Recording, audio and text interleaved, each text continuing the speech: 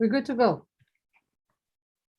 So today we are really excited here to have Sabrina Diaz, the founder and CEO of Soop Strategies. So Sabrina, let's start the discussion today with a short introduction about yourself, please. I think you're on mute. Sorry. We've only been doing this for a year and a half, and I'm still always on mute when the meeting starts. So I was saying, thank you for having me. It's a pleasure. I absolutely love speaking with students, particularly girls, because it's so important that we get more girls and women into the mining sector, which is my area of expertise. I spent over 20 years in the sector. I absolutely love construction sites, and if you love construction and building big things, you can't get bigger than a mine site. So it's thrilling for me to talk to you and bring my love of your industry. I spent 20 years in the sector. I hear feedback. Do I need to turn something off? No? Okay. So I am an engineer by training. I got my undergraduate McMaster in the late 90s in ceramic engineering. My goal for getting the degree was to end up in aerospace engineering because I wanted to work at NASA and be an astronaut. But things happened in life, and I ended up working in a company in Cleveland, Ohio, actually, designing pigments and doing research and development. And then my family needed me, so I moved back to Toronto, and I got a job in an engineering consulting firm.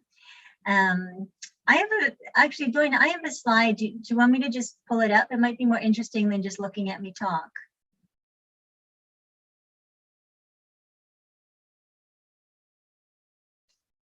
I'm on mute. So yes, let's go and have let you share a slide. Okay, I think it might be more because it's pictures. Absolutely. And it says host disabled participant screen sharing. You should be able to do that now. I made you the co-host. Oh, okay, great. Yeah. Okay. Aha, there it is. There you go. Thank you, Doina. Absolutely. Okay, so you can see a slide show up there. Yep. It's all good. Okay, so the picture on that screen, I'm going to see if I can make it a little bigger. Okay, so this is an overhead view of a mine site. It's massive. It's something that you girls love. Construction, engineering, designing big things, loud noises, big trucks. This is where you want to be. But what I really love about the sector is what it can bring to society. It can bring so many benefits because it is so massive that the positive impacts can be pretty huge, like employing local people, helping build infrastructure like roads, water systems, and so forth, working with local NGOs for ecosystem management and preserving biodiversity. So as much as an impact that there can be in terms of digging up the ground, there's a lot of positive. So how I got into it. Okay, I always like to talk about my family because this is where my values come from. This is a picture in the 80s. This is my aunt, my grandmother, and my mom. And they really valued education. My parents always pushed me to get a degree and go for a master's. My grandmother was only educated to the 4th grade, so she always wished that her grandchildren would do the same, or do more than what she did, which was, university and a master's. So I've always had their support. And the values that I really carry with me is family, and the value of girls and women and what we can bring to society, what we can bring to technology and these industries. So this is my background. When I graduated McMaster University with a ceramic engineering degree, and ceramics is literally what it is. It's, like tiles, toilets, sinks, things like that. So when I was about 13 or 14, I saw the Challenger have an explosion. And it's So yeah, okay, you see nodding. So that inspired me to go into the industry and say, how can I stop these things from happening? But as I said, life happened. I ended up working right after university. I got a job in an engineering consulting firm, and this was my introduction to mining. And back then, this was, there was no training at all. I had no idea what a mine was. So it was learning on the fly. So you really end up shadowing and getting mentored by the older engineers there. And admittedly, there were no female engineers. My boss was a male, my colleagues were males. So, I mean, you're really kind of on your own, but it was a good camaraderie because engineers themselves, like if you go into engineering in university, you'll find it becomes a very tight-knit group. You're helping each other out. And I found the same in the professional world too. But while I was there, I learned about mining and I thought, wow, this is really huge. We could do something with this.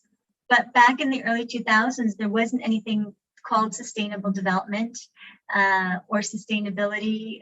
There is very popular now.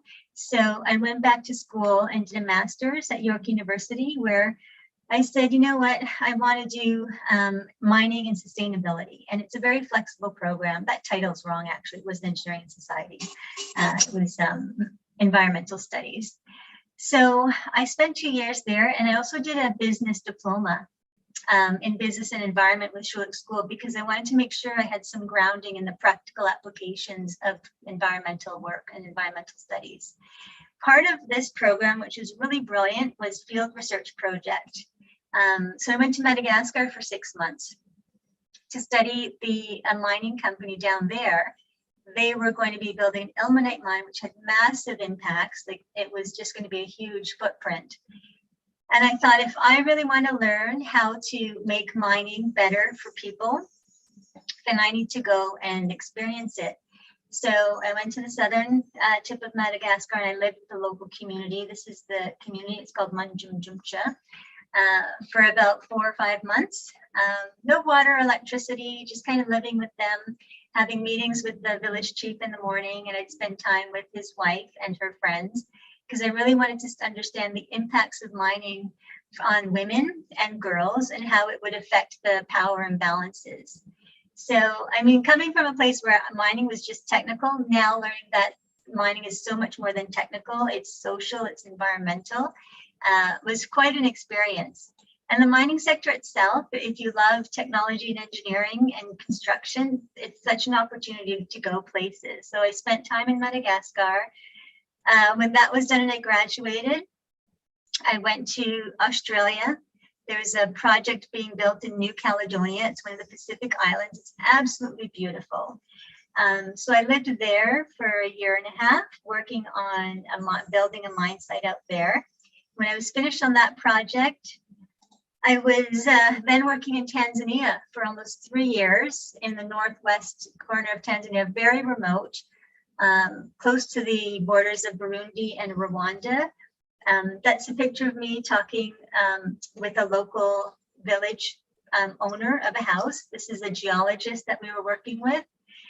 And the discussion was asking him if we could have permission to put a drill on his lawn, on his property, because we were drilling for ore, for nickel out there. So that's part of the negotiation. And of course, there's children everywhere. It was awesome. I spent 3 years doing that, and it was so life-changing. My job was called Community Relations Manager.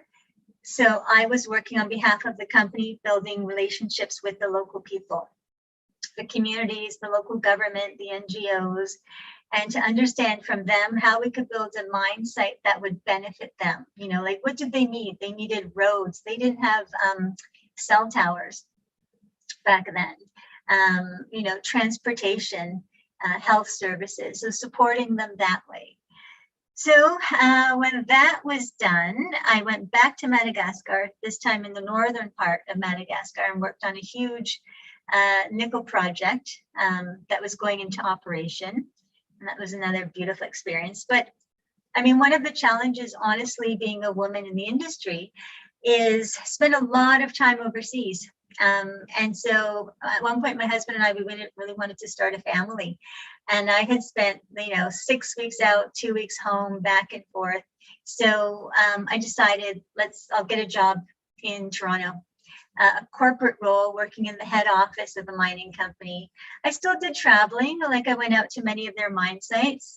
This is Papua New Guinea here, and this is Nevada. So they're still traveling, but it was more home-based, so Toronto-based, and we were able to start our family. But if traveling is what you like, working with a variety of different people in terms of technical backgrounds, different cultures when you travel, applied technology. There's a lot of AI, artificial intelligence, digital solutions that's coming into mining now. It's a really wonderful opportunity. So after a few years, I decided to start my own company because I really wanted to be able to be flexible for my family and also have a corporate culture that was good for women. Mining is a very macho industry, and it is tough being on sites for so long. Sometimes, there were times when I'd have to walk to the other end of the site for a bathroom because there were only male bathrooms. The PPE, like overalls and glasses and gloves, were always too large. So it's starting to change, but we need more women to change it. So yeah, I started my own company. I wrote a book that I published last year. It doesn't focus on mining, but it focuses on big projects and how to integrate sustainability principles into major projects. This is my team. We actually have just joined another team member. She's a master's student at University of Toronto, Mississauga, Rukia. And these are some of the companies we work with. A lot of major companies are Canadian. Mining is one of Canada's biggest exporting industries. So a lot of our head offices are in Toronto and Vancouver. Agnico Eagle Tech is it's one of the massive multinationals. A lot of opportunity there. Yeah, that's an American company, Paramount Gold. What else? Let's see, that's just our core values. And also, starting my own company, I wanted to be able to align with organizations that were like-minded. So Newton Minerals and the Circular Mining Association is about trying to develop or change the mining industry so it's more environmentally sound, using less carbon footprint. We're trying to be B Corp certified. I don't know if any of you have heard of that. It's short for a benefit corporation, which means our principles are based on bringing benefits to other stakeholders. And of course, Hervolution, which just happened this year and we're really excited about. And Malala Fund it's an organization that we donate to every year at Christmas time, a portion of our revenues. And Daily Food Break, just since the pandemic started, we do it at Easter and Thanksgiving. And that's about it for what I do in the industry. Any questions? Yes, I think Lavanya is going to continue to ask you the questions that she has, and then we can go to the questions from the audience after. Yeah, thank you so much for giving us an introduction about yourself. Your career journey sounds very inspirational, and I'm sure we can learn a lot from your experiences. So I had a question regarding your experience with working in such a male-dominated field. Are there any suggestions that you would want to give us as young women going into STEM careers that could potentially also be very male-dominated? Like any suggestions or tips? Oh yeah, absolutely. It's there's a lot I could say. One thing I think that's underrated is mentorship. Whatever entry-level job you have after university, you're done, you've graduated and you started, say you're a junior engineer, is to find a mentor, I would say, who's, 2 or 3 levels above you, like a director level or VP, someone who has that bigger term vision. And still in mining and male-dominated sectors, you're probably not going to find a mentor that looks like you. And that's okay. Like my 2 mentors are both old white men. They're very old now, but they saw that I had a potential and I was growing a passion for the industry, and they didn't find it threatening. You're going to meet people, men who are threatened by smart women, but you just don't align yourselves with them. Mentorship is really important. You're always going to work harder than everybody else. I don't know if I think that's still true today. You know, like producing 3.5 times the amount of excellent work that your colleague will do. So don't be shy, I would say, about tooting your own horn. And I'll be honest, I never used to, and I think you need to, because you'll notice that boys they don't consider it bragging, but they have no shame. I have an 8-year-old son. He has no shame saying, "Oh, I'm the best soccer player on my team." Girls, I never used to say things like that, but I think you need to start being more vocal. And there are going to be men who will say, "Oh, you shouldn't talk like that," but don't listen to them. Yeah, that's some great advice. Thank you for that. And I guess another question would be, because you mentioned you did your undergrad in McMaster and then you went on to do your MBA in York University. So how did you make those choices of which university you should go to for that like specific career choice? Okay. So McMaster, I chose. Why did I choose it? It's a beautiful campus. I mean, that was one reason. And when I was graduating university, or when I was graduating high school, I wasn't clear that I wanted engineering. But I applied to McMaster for, I think it was biology. And I applied to University of Waterloo for engineering. And I think I applied to Guelph for something else. Because I just wasn't sure. But then I realized, and I got into Waterloo, and Waterloo's like the best school for engineering. So I was like, oh, I got in. I didn't think I'd get in. But now I want to do it. Now that I know I can do it, I want to do it, but I want to do it at Master. So I just called them. Back then, nothing was online. And I said, you you accepted me for biology. I really want to do engineering instead. And they switched me over. So there's no big strategy for the way I chose McMaster, but I don't regret it. They had the unique ceramic engineering program that I wanted. They also had a program called Engineering in Society, where it's a 5-year program instead of 4, and you're able to take electives. So I took women's studies and cultural anthropology on the side of my engineering courses. And then you also take some courses like ethics of engineering and the history of technology. Because I always felt that there's technology, but it needs to be wrapped in an awareness of culture, of society. I think that's really important. So they had that program. I knew I wanted a master's when I was at work, and I had discovered that mining could be so much more than just digging a hole in the ground, but I couldn't figure out how to do it. I didn't have the vernacular, I didn't have the words for it, so I knew I needed to go back to school.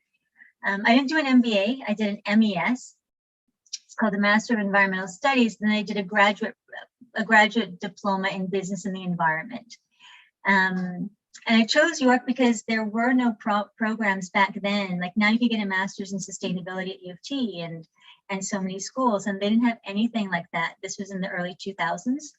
So they had a flexible program in the environmental studies, and I called them and I had a meeting with them, said this is what I want to do. And they said, yeah, you can come do it here. You can just, make your courses as focused on mining and sustainability as you want. So that's how I chose those 2 schools. That's great. That's great that you could also like customize and or not customize, but just pick courses exactly how you wanted it, which is really helpful. Mm-hmm. And were there any particular challenges that you might have faced from high school going into university and then masters, especially in that field? I think the challenges going from high school is there's nobody telling you that you've missed an assignment, or nobody telling you that you've missed classes. The independence is really there's something to overcome, and then the distraction of the parties at residence. So those 2 things. But you have, you still want to enjoy it. It's first year university is so special. It's, yeah, I would say that independence. And going from a master's, like you mean from an undergraduate to a master's? Yes. I didn't find any obstacles in that. I was working part-time at the engineering company while doing my master's. So it was more about time management. I was still having a boss, still having to go into the office for 20 hours a week, and then juggling it with my program. Master's is even more hands-off from the perspective of teachers, professors looking over your shoulder. So you have to be really focused when you do a master's. You really have to know what question it is that you have that you want answered. Otherwise, when you're in a master's program, it's even more varied than an undergraduate. And you learn about so many other things, and you're there and you think, oh, that sounds even more interesting than what I came for. Maybe I should switch. So I would say before you decide to do a master's, make sure that your burning question is really something you want answered. Like mine was, I know this industry can do far more than just dig a hole. I know it can bring benefits. And how can I do that? How can I make mining sustainable? So that's what kept me focused. But I know it was hard because you'd see somebody doing something so cool in, I don't know, nanotechnology. And like, oh, I didn't think of that. So that's one of the obstacles of the master's. But master's is fun. Yeah, thank you. I think that helps a lot as well. And so currently, what does a day in your life look like at work? Work is at home. And you know what? Okay, so we've always been home based even before the pandemic. In 2019, we were able to open a little office in East York and a shared office space, but then the pandemic came and shut us down. And that's totally okay. We love being virtually based. The fact that I have, it's my own business it's different every day. So, we have 5 or 6 clients on the go with very different projects. I look at what I have to do in the morning. Every night, though, I make a list. So like Sunday night, I'll plan out my week and know what I have to do for Monday. Then every morning or every night, I plan for the next day, because otherwise things will fall through the cracks. It's a lot of talking to clients. So I'll have at least 3 or 4 meetings a day, either with clients or with my team, talking about client work. Some of it's actually doing the work, and then there's the admin stuff of running a business. Yeah. And what would you say is the most interesting part of your work, or in that specific industry, like something that you look forward to every single day? I feel like the industry is slowly changing to be more than just the big, massive mining, digging rocks. So what gets me really excited is when I'm doing these projects for mining clients who really want to do something good, who really want to build a mining company that's, no mining is sustainable, but they really want to bring impacts. One of our clients, and I don't know if it's because she's a female CEO or just the culture, but her goal is to make this company bring benefit to the local communities, to be a good corporate citizen, while actually, as well, very importantly, performing well on the stock exchange. Because if a company is not performing well, then it can't bring the benefits to the local communities, right? And all of our clients, we have one client that's a female CEO, but all of our other clients in the leadership roles, they're all looking at how can we bring excellence, not just in traditional mining, but, solve social problems, contribute to attacking climate change or stopping climate change. How can we do that? So I find that really exciting. And it makes the work more creative because a lot of it hasn't been done before. That's true. And also, like, if you look forward to everything you do, then you're actually enjoying it, and you just don't notice the time fly by with each project. So I think that's really helpful too. And was there anything particularly that maybe had shocked you when you went into the industry that you weren't expecting when you started your first job? Hmm.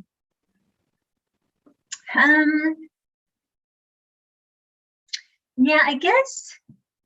I mean, engineering itself, the program I was in was all male. I was one of two girls.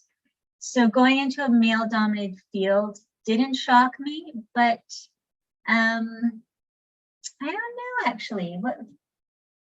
I don't know if anything has shocked me. I'm trying to think.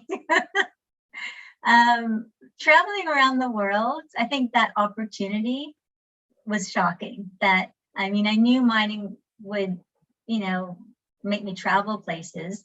But how often can someone say, I've been to Papua New Guinea, and I've worked in the Pacific and living within a remote community in Madagascar. Like, that was the most special experience of my life and my career life, for sure. So I think the opportunities that I've had in the industry, I still find shocking. And when people ask me and I talk about it, I'm like, wow, I've had a really lucky and blessed opportunity with this career. Yeah, no, that's true. And so since you've also traveled all around the world, what do you think are some really important skills to have to be in this career, in this industry, and also to have like traveled around the world and gained that experience from everywhere? Advice about that, about just kind of traveling and being safe is really important for women traveling. Traveling alone and in some parts of the world where women typically aren't alone. So just being aware of that, being aware of different cultures where I can offend somebody just by speaking at a meeting, like with government officials and who's this woman or girl speaking. But you have to do your job, right? So it's a balance. When I think back to a lot of situations that I was in that could have been dangerous, and I was lucky that nothing happened. Just making sure that someone knows always where you are, checking in at home in Toronto, like if back then it was my sister before I got married, just messaging my aunt that, arrived safe. The companies are very good though about looking out for their employees, like you always travel with security. I went to South Africa, there was always security detail, but my decisions now as a business owner are different. And under COVID, things are different with deciding what I'm going to say is safe for me and my team or not. And I'll negotiate security with a client if they're asking us to go somewhere that's not safe. So really putting your safety first. And I think not knowing what I knew, I did take some risks that could have put me in difficult situations, but I was lucky nothing happened. And some people aren't that lucky. So really your safety is most important. I know that when I was out there, I was like, oh my God, this is so exciting. I'm going to get out, I'm going to go up the mountain, I'm going to do this. It's all part of the job, but you don't have a job if you're not safe. You want to be able to enjoy it. That's true. Safety is important, especially if you're being exposed to like a very new environment. So that's true. And in terms of like a professional environment, are there any skills that you suggest or that you think we should have if we're looking for a similar career path? A professional environment in what way, Lavanya? So like any personal skills, right? Like whether you think communication is the most important or like teamwork, team building, like things like that. Yeah. Communication for sure. Absolutely. And women are naturally better communicators. And I think making sure that you are heard, being clear in emails. I don't get a lot of emails from millennials, but I do. When I do, sometimes they're hard to. There's a vernacular of the younger generation that comes through that I don't really understand. So, like clear communication, as strong as you want to be in your STEM capabilities, you need to be clear in your writing and presentation skills, because you won't be taken seriously if you can't communicate well. And other than that, in professional, I'd say one piece of advice that my dad ever gave me on my very, very first job is he said, whatever you do, do it well. And like literally my very first job was an internship through university. And he's absolutely right. You're always going to be judged on your last piece of work. And as excellent as you make it, it will lead to the next piece of work and it'll lead you closer to where you want to go. So even if it's just something that you think is, oh, this isn't going to be seen by a lot of people, or this is just something to tick off the list for the team or for the boss, and it's not going to be seen, always do it well as best as you can. That's your calling card. Yeah, I think that's very important advice. Yeah. Doina, that's all from me if you want to open it up to everyone else. Yes, so thank you so much, ladies, participants. Now you have the opportunity to ask your questions, and Sabrina's here to answer. And I can't really see who raised your hand, so just unmute yourself and ask the question. Okay, so hi, I'm Suzanne, and I have a question about your experience as a woman in a male-dominated field, and you kind of answered it when you said you brought you kind of answered it when you said that males aren't the best at communicating compared to women. But I wanted to ask you, what's something that you noticed was missing in mining or like in STEM in general, but that you brought to the table as a woman, like something that wasn't there before? And like, why do you think we really need women in STEM? Like, what's something that we bring that men don't? Yeah, no, that's a big question. And it's a good question. If I talk about it in the context of mining, so one of the things I wanted to do was to bring, now we call them social benefits, right? Like local jobs, building up local businesses. And I think as a woman's perspective, bringing that voice to the table of, well, okay, we can aim to hire more women, but we'll have to train them first.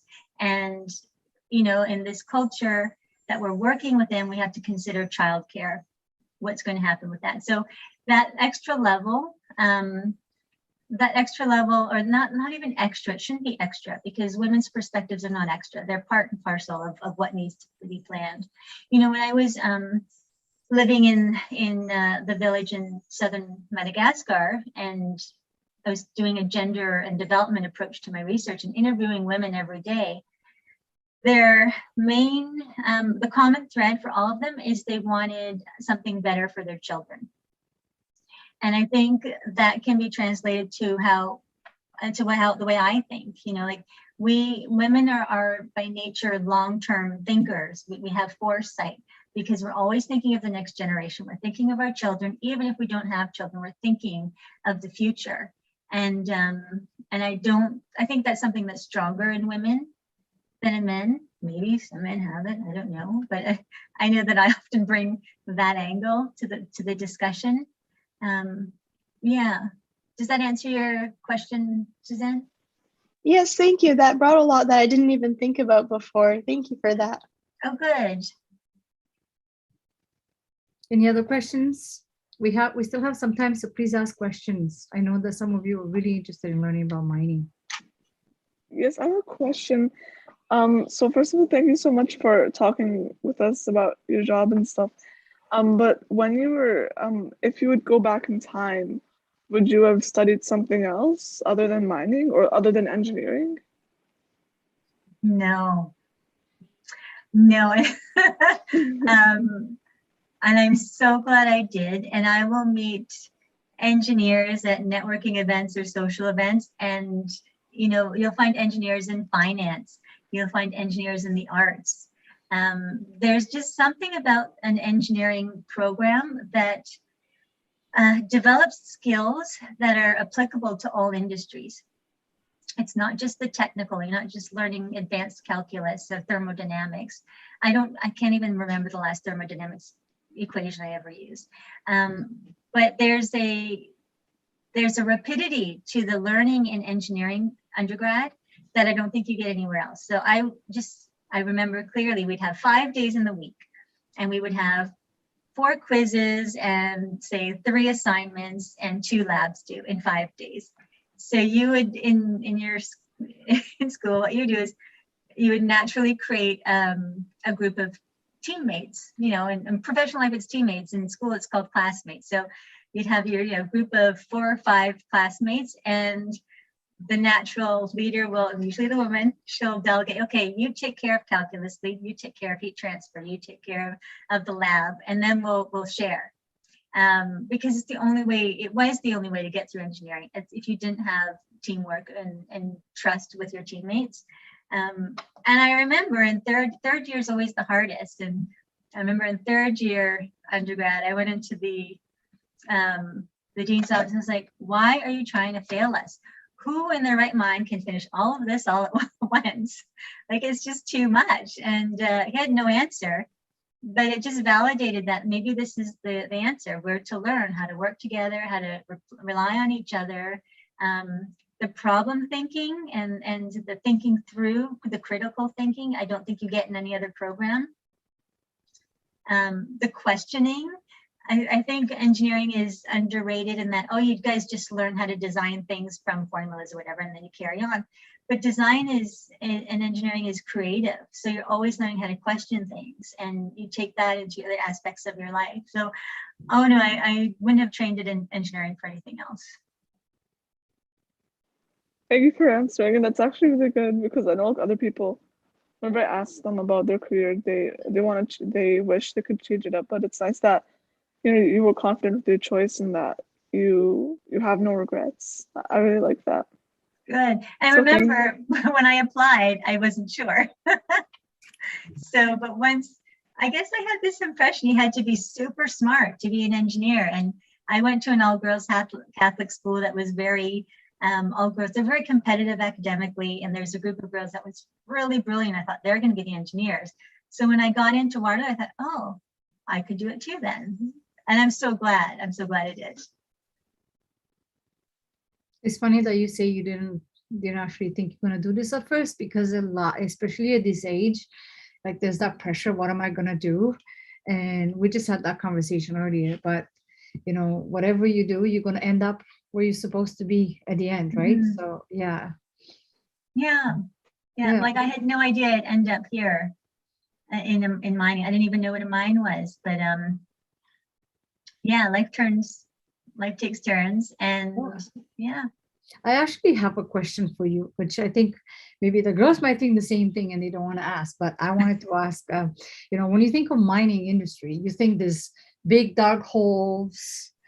When you come out, you're like all covered in like black stuff, and you think this, you know, you see those like mini trains that something, and you bring what is the thing that you coals, and you know what I mean? And a lot of people think about mining. So this is like 2-part question. So one is like, is mining this big black hole, and you go into it, you come up with like with coals or whatever, and some people will talk about mining being damaging to environment.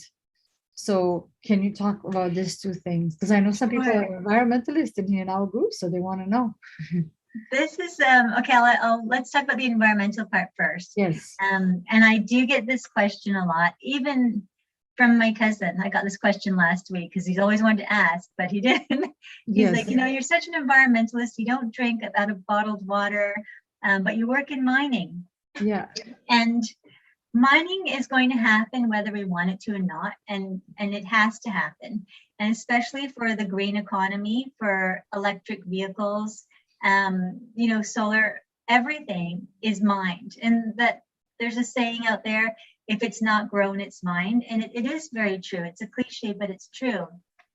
The problem is that historically it hasn't been done with respect for the environment or with respect for local communities. And now that communities are having voice and social media, they're talking to each other. There's now a lot of laws, I guess you could say, or, you know, obligations to associations that a mining company has to perform responsibly, design responsibly. So even though, I mean, it's going to happen anyways, but I do think that it can bring as much benefit as it does replace, like pulling up trees and digging holes. Part of mining is one of the phases of mining is called closure. It's at the end of the life of a mine. And a mine could be 7 years, it could be 120 years or more. So we always plan for closure, and now we plan for legacy planning. So, how else can we use this mine? There may be a mine in the middle of Arizona, it's about for closure, but perhaps it could be used by the Air Force Base for training. But now we're designing closure plans at the very beginning of the mine plan, and we're designing reclamation plans. So as we're digging out, we're reclaiming other pieces of land. So it's getting better, and it's got a ways to go, especially with the social, but I think we're getting there. Yeah.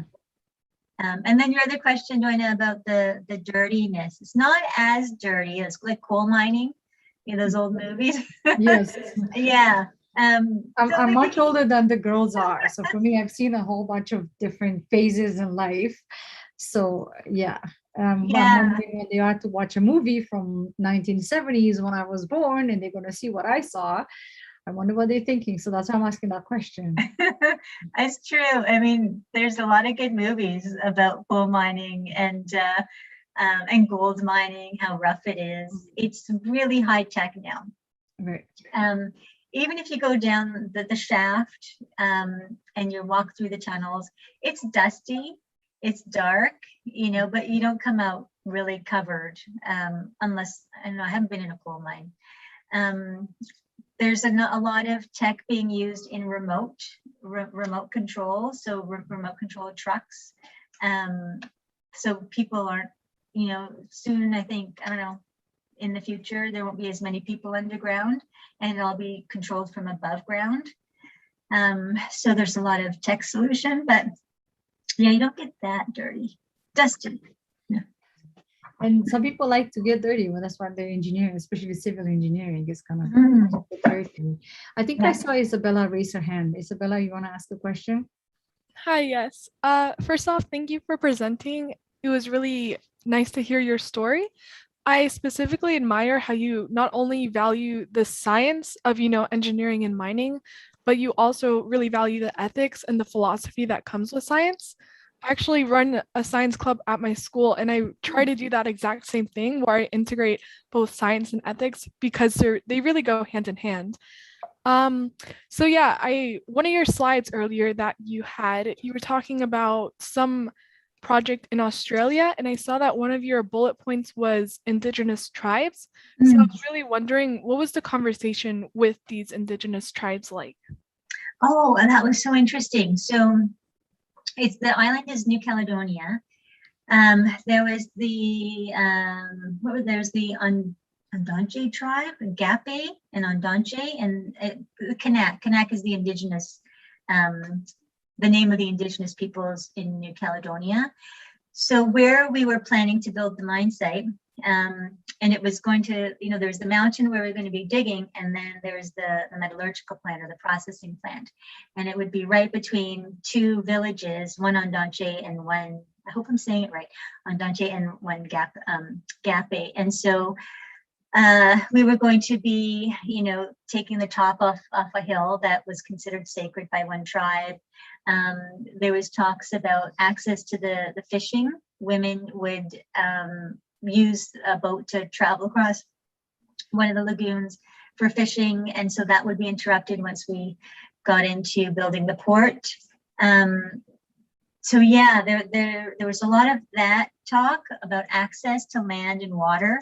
And then talk about how can we help preserve the culture, like support local cultural activities, preserve language and so forth. And a lot of this is now coming to the front because Indigenous relations is really on top of mind now. UN DRIP, the United Nations Declaration for our responsibility, I think our Indigenous peoples, is being adopted globally. So that's about engaging with Indigenous peoples sensitively, culturally sensitively, ensuring that they have input and access to the mining companies' mining plans, and that they know what's going on and that they're asked for, not necessarily permission, I think, but at least to be heard. on how they want to be engaged and how they want to see benefits come their way. It is their land, so Indigenous relations is a really interesting and delicate aspect of mine planning. I'm trying to think what else. Yeah, any other questions, Isabella?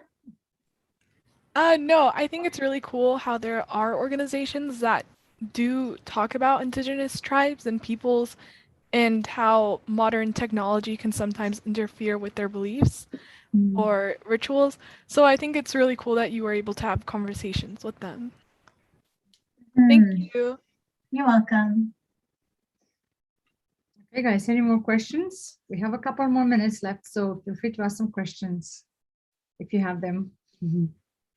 Zunaira.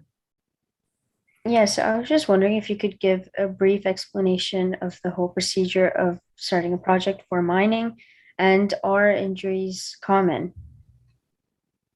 Starting a project from, that's a big life cycle. So life of mine can span decades or hundreds of years. First, we have the prospectors, exploration team. They're made up of geologists looking for deposits. Then they take samples. If the samples look good, that the ore body is valuable, high grade, that can then spur on financing, raising financing to get the mine built, permitting for access to land and say access to water and so forth. Permitting is a huge aspect of mine development. It's very risky because governments get involved there, and sometimes governments or regulations can change depending on the party. And also part of permitting is engaging local communities. So having them have a say in hearing about what you're planning to do with the land and how you're going to mine it. So once you get past all that and it's permitted and you have approvals, then you get into development. So you've got your mine plan, and then the big shovels come in. And that's where you hire massive contractors, like you've seen, even the construction company you've seen on the news or even around town, like SNC-Lavalin. They come in and they build the mine. Usually it's contracted out, or in some cases, the mining company will actually do it if they have capacity. So the life of mine will depend on how rich the ore body is. And if exploration is ongoing, they might find more alongside, so that could stretch out the life of mine. And then once you get closer to the closure phase, you got to start preparing for closure. So there's a lot that goes in to mine planning. And 20 years ago, sustainability was not part of the discussion, and it's starting to be more so now, which is good because you really need to get into the initial mine planning so that you're not kind of backtracking as you're building. What was the second question, Zanaya? I'm sorry, it was, are injuries common? Oh, injuries. Yeah, they used to be. So mining is probably one of the best industries for its health and safety standards, because we've lived through, collapses of shafts and the early part of the century where it was just common for people to die. There's safety boards that come and do inspections. Every mine site has to have what's called health and safety management plan, tracking data, everything from a sprained wrist to a sprained ankle to back injuries has to be reported. Once there's an injury, depending on the severity of it, the site is shut down, or a portion of that site is shut down. When they do an analysis of what happened and why did it happen and what was missing and how can it be fixed. Is it more training? Companies track thousands of hours of health and safety training for all of their employees, and anybody coming on site needs to have, depending on what they're going to be doing on site, like a contractor, or if you're just on for a day, for example, you have to go through what's called a safety induction. So you'll get a video and you'll see what the mindset is about, what the rules are, There's special areas of the mine site where you can go or you can't go, depending on, and it'll dictate what type of PPE you need, personal protective equipment. So when an injury happens, it's taken really seriously, because there's so many protocols and prevention measures set up that it's not as acceptable as it was before. And some mining companies, like one of our clients, says it's just, there should never ever be a death. There's no reason for a death on fatality on site, and they want to tackle that. And if they do, that would be fantastic, because that'll set the bar for the whole industry. Thank you. There's a question here, says, what would you tell a 16-year-old who's looking to follow the same pathway as yours? What advice would you have for her? Oh, go into engineering.